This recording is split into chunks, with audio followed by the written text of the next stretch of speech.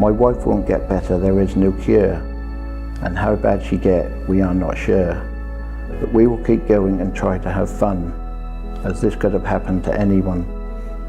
I don't pack up at the end of the day and go to the office to pick up my pay. It does not matter if tomorrow is sun or rain, as when I get up I will do it all again. Friends around me don't know what I do. The hours in the day seem so few. I can't sit and cry and say it's not fair. The reason I do it is because I care. I really didn't become aware of the fact that I'd suddenly acquired a title of carer. And I did. I was constantly being told I was a carer. Well, I never applied for the job. I didn't see it advertised. If I had, I probably wouldn't have done it. My name's Avril. I've looked after my husband John since we married 41 years ago, and he had his first bout of depression just after we married. Really caring for John is making sure he gets up and out of bed, making sure he keeps himself clean and trying to get him motivated to do things. I have to make sure he's taking his pills, make doctor's appointments, make sure I try and get him out occasionally to do things. And my name is Mark Beach. I knew that I had to take care of my daughter. Her needs are very much with autism, and she also has OCD quite badly, and she also has a daughter, obviously my granddaughter, which I take care of from birth.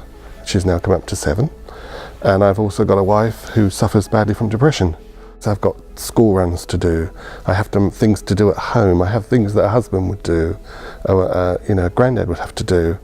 It's all part and parcel of it. Well, my name's Pat. I was a carer for my husband. I was caring for him for about 15 years. He ended up, the last 10 years of his life, he had a more unusual form of dementia called Lewy body. I didn't know what support was available at the time. It was all new to me. I'd never had any involvement in caring at all. My name's Paul Hirons. I'm a family carer. I care for my wife. I've been caring for her for 16 years now. She has dementia and epilepsy, and 16 years ago she had a long epileptic fit. She's on her own, and she suffered brain damage which caused dementia, and so I've been looking after her ever since. Each time it was a case of, are you a carer? No, I'm not. I'm Fran's wife. Until the point came when I was then having to seek extra help because I was finding it quite difficult. I personally can't switch off, because you know that if you're not doing something, then it'll have a knock-on effect with the family. If one person steps out of the circle, it'll just ruin everything that you do. It was just struggling on day to day. You don't think yourself as a carer, especially when I was working. I think I really realised that I was a carer when I gave up work, and I started looking after 24/7. That's when it really struck, and that was after 7 or 8 years. If I didn't have the support, I'd hate to think where I'd be now. Through carers groups, people have told me about Customer First, etc., and ringing them up. So I phoned them up, said I needed a carer's assessment, and they arranged for a social worker to carry it out. When I had a carer's assessment, it was quite funny really, because I had 2 very lovely ladies who visited the house. They phoned me obviously to let me know they were coming, and we talked about what my role is, what I did, how I care for my daughter, which mainly what I've just been through on every day, and it was all documented. But it was documented in a way that was comfortable, because they could identify what I was actually going through. But the assessment went very well. It was very comfortable. It was done at home, and then once I had spoken to my assessor and my daughter had spoken to hers, we sat down with a cup of tea and we chatted away. And then we talked about other things in life, not just all about carers. But the assessment was done very comfortably. I was happy with it. My daughter especially was happy with it. And when the carer came to do the assessment, she really understood the range of load that there is. There's the physical and the emotional, and the practical and the social. All those different loads are on a carer. I'm Anne Chadwick, and I have been, as it were, caring for my dad for really quite a long time when he lived in Lowestoft. He looked after himself in his own house till he was nearly 100, but then he came to live with me, and so I've had him living with me for the last 2.5 years, and he has literally just died last week. So it's been quite a new experience being a carer. One of the things that happened when that assessment was done, I was pretty near to breaking point. I'd been non-stop looking after Dad for over a year. I think if I hadn't had all that help and assistance, I would not have been able to cope with the things I did, and he would have probably had to go into residential care.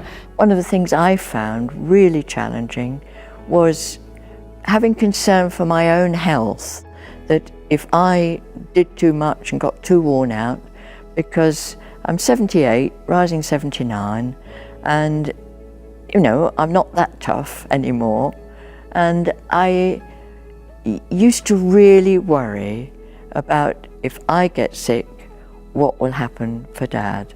Yeah, carer's assessment really showed its worth last year when I had to go into hospital for a quadruple heart bypass. Obviously my wife had to go into care. Social services arranged for her to go into a care home for 3 weeks, and I was in hospital for 11 days in the Papworth. When I came home, they arranged for carers to come in and look after me for a few days until I was capable of, you know, getting myself up, wash, dress, etc. And before my wife came home. Because then I injured my back lifting my husband, and the social worker said, well, you can't keep on doing what you're doing, so you've got to have help. And Crossroads came in, one of their staff would come in and help me to shower him, and I ended up having to have hospital equipment. Physios and OTs were wonderful at showing me the equipment that was available, showing me how to lift and so forth. And so I got a great deal of help from all the outside agencies, really. I do get some respite. She goes to a day centre 2 days a week, which enables me to have guitar lessons and attend Slimming World. Also, 1 day a week I'll get a carer in for 4 hours for a sitting service, which also gives me another break. So, don't feel guilty about asking for help. Don't feel that it is your sole responsibility to accept this role that you're in.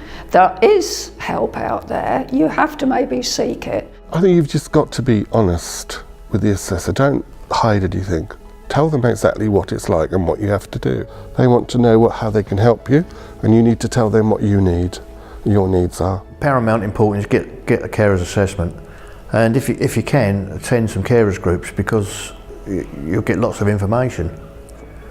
And if you're having a care assessment, if you're not sure, if it's a bit daunting and you're worried about that sort of thing, get an advocate in, get someone in. It can be anybody, it can be a family friend, you know, or someone from Age UK or something like that. A lot of the agencies out there will do it for you.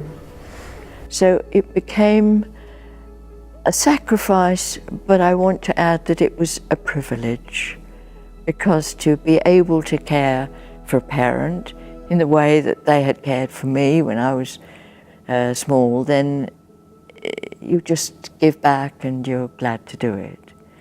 Well, you need support because you can get lost. You know, you need to find yourself at the end of the day and not just be labelled as John's carer. I think it was meeting other people who are in the same situation and making me think about how I felt. Because being a carer, you don't always stop and have time to think how you feel. You know, it's all about the other person. And it's just wanting somebody to just now and again put their hand on your shoulder and say, it's a bit of a rotten old day today, and that is really important. Yeah.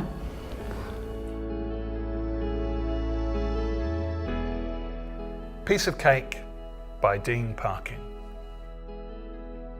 Because it feels like no one cares for the carer. Because it's not a job that you apply for. Because it's 24/7. Because it could get you time and help. Because carer is too short a word for what you do. Because you don't know where to turn. Because any of the above applies to you. Because you've had more than you can take. First things first, cup of tea, piece of cake. A carer's assessment is what you need. It may sound scary, something you dread, like a date with a dentist or coffee with an auntie you hate, and the house is such a mess. But it's only a chat, not a test. A chance to talk to a person who will listen, can understand. Someone with the best recommendations to make. Put the kettle on, cup of tea, piece of cake. It could be a bath lift installed, or visits from a specialist nurse. Or have you tried these, or maybe those? Or money to buy help with the cooking and cleaning, or time for yourself. They can see how you're feeling. And daycare, an afternoon out or a holiday getaway, because without doubt you deserve this break. Let's drink to that. Cup of tea, piece of cake.